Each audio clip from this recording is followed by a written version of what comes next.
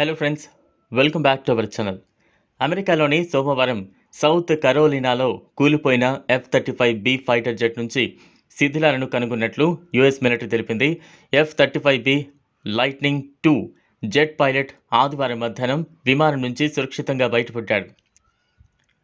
Joint base Charleston at MCAS Beaufort SC నుంచి సిబ్బంది స్థానిక అధికారులతో సన్నిహిత సమన్వయంతో విలియమ్స్బర్గ్ కౌంటీలో శిథిలాల క్షేత్రాన్ని కనుగొన్నారు. ఈ ఫైటర్ జెట్ వందల కోట్ల విలువ ఉంటుందని అధికారులు తెలిపారు.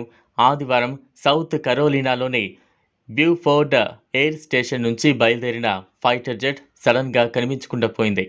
తప్పిపోయిన ఈ $multi-million విమానాన్ని కనుగొనడంలో సాయం చేయాలని అమెరికా మిలిటరీ అధికారులు ప్రజలకు విజ్ఞప్తి చేశారు. దీంతో అధికారులపై విమర్శలు వెల్లువెత్తాయి. మరోవైపు విలియమ్స్బర్గ్ కౌంటీలోని స్టకీకి సమీపంలోని అడవులపై ఫైటర్ జెట్ వెళ్లినట్లు ఫ్లైట్ ట్రాకింగ్ సైట్లు పేర్కొన్నాయి. అధికారులు గాలింపు చేపట్టగా విమానం శకలాలను గుర్తించారు.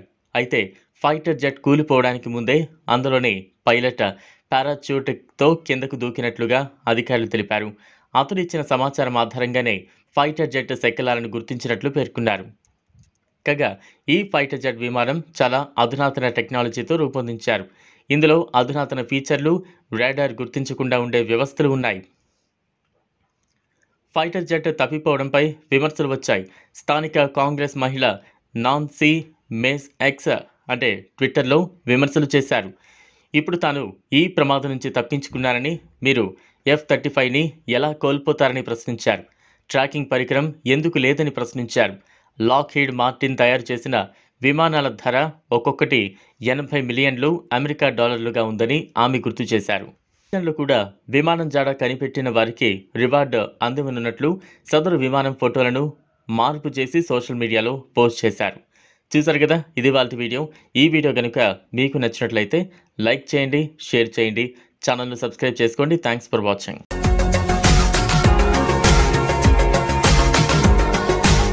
మరిన్ని అప్డేట్స్ కోసం మా ఛానల్ని సబ్స్క్రైబ్ చేయండి.